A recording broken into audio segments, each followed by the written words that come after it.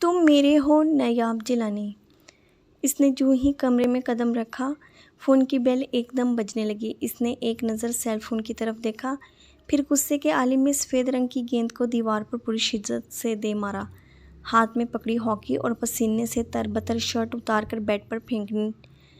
Phone की bell तवातर से बजती जा रही थी। अब वो सोफ़े पर बैठकर जूतों के तस्मे खोल रहा था। वो अभी तक बजती बेल की तरफ मतवज्जा नहीं हो सका था, क्योंकि वो ज़हनी तौर पर यहाँ मौजूद ही नहीं था। वो तो अभी तक खुद को हॉकी के मैदान में महसूस कर रहा था। 100 गज़ लंबे और 60 गज़ चौड़े हॉकी के इस मैदान में अभी तक तमाशाइयों का हंगामा मचा हुआ था।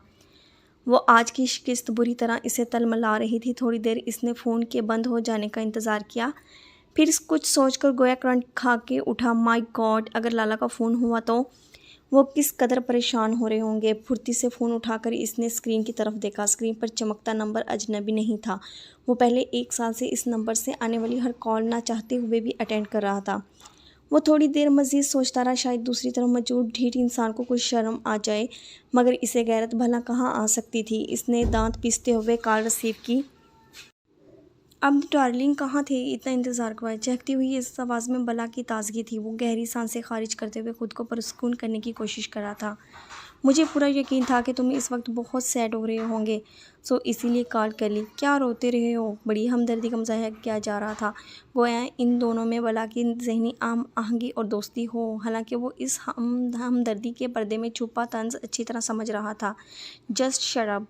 वो बुरी तरह तप गया था। वो कुछ पल मज़ीद खुद को ठंडा करता रहा।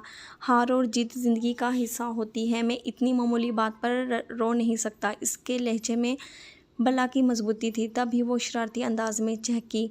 हौसले तो बहुत बुलंद हैं। हर सिपाही का हौसला बुलंद और हिम्मत जवां होती है। वो चिढ़कर गोया हुआ। जानता था कि वो बात से बात निकालती जाएगी, वो इसके जवाबात ना चाहते हुए भी देता रहेगा। ए बुलंद हिम्मत सिपाही, आज का मार्का तुम्हारे लिए खासा तकलीफ़दा रहा। वो शिकस्त हमेशा याद रहने वाली है। तुम्हारी गेंद भूल कर भी फील्डिंग पोस्ट जहां गोल किया जाता है की तरफ नहीं जा सकी, जबकि जाजिम की टीम ने यके बाद दिगरे कई गोल किए थे। माय गॉड, 70 मिनट के खेल में एक भी गोल तुम लोगों से नहीं हो सका। Very bad. आज तो बहुत ख़राब खेले हो। इसकी दर्दाना लहजे में बहुत छुपी शरारत को महसूस करके आपका खून खोल उठा। क्यों फ़ोन किया है? सोने की कीमत दिन ब दिन बढ़ रही है, बस यही बताने के लिए फ़ोन किया है। वो एक दफ़ा फिर इसे बुरी तरह से तप आ गई। देखिए मिस, अब कुछ बोलना चाहता ही था जब वो शरत से इसे टोक गई। मैं रिमशा इकराम हूँ। 1 साल हो चुका है। अब तक तो तुम्हें मेरा नाम हिफ्ज़ हो जाना चाहिए। हिफ्ज़ तो तब होता जब मैं तुम्हारे नाम को याद करने की कोशिश करता। अब ने भी तंज़िया लहजे में इसे जलाना चाहा। कोई बात नहीं, सिर्फ हिफ्ज़ ही नहीं करोगे बल्कि मेरे नाम की माला भी चुभ बिन लगोगे। वो तलमताती कहाँ थी? वो तलमला कर रख देती थी। बड़ी खुशफहमी है। वो खुद खून के घूंट भर कर रह गया था।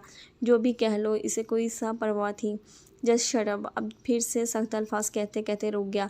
ख़वातीन से नाज़ेबा गुफ्तगू करना इसे कभी भी पसंद नहीं रहा था, मगर ये रिमशा इकराम इसे जज करके रख देती थी। तुमने फ़ोन करने की वजह नहीं बताई? इसने रूखे लहजे में पूछा।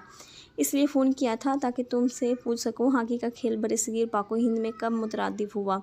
रिमशा ने खिनकती आवाज़ में भी इसे चिढ़ा। वैसे आज तुम बहुत ख़राब खेल रहे थे। 3 गोल मिस किए। तुम अच्छे खिलाड़ी नहीं हो। वो इसकी दुखती रख पे हाथ रखे मुसलसल बोल रही थी। मैं तुम्हें लंच की ऑफ़र करना चाहते हो क्या? वो जानती थी अब ज़रूर कुछ ना वो कुछ बोलेगा, इसलिए इसकी बात सुनने बगैर अपनी सुनाती रही। तुम? वो एक दफ़ा फिर लफ्ज़ तरतीब देने लगा था जब रिमशा ने इसकी बात दरमियान में अचक ली। आजकल क्लब क्यों आ रहे हो तुम? इसे मौजू बदलने में भी महारत हासिल थी। मेरी मर्ज़ी। अब तो चिढ़ कर रह गया। कल ज़रूर आना। रिमशा का अंदाज़ धौंस भरा था। क्यों, तुमने मेरा वलीमा अरेंज करवाया है? वो गुस्से में भनकारा।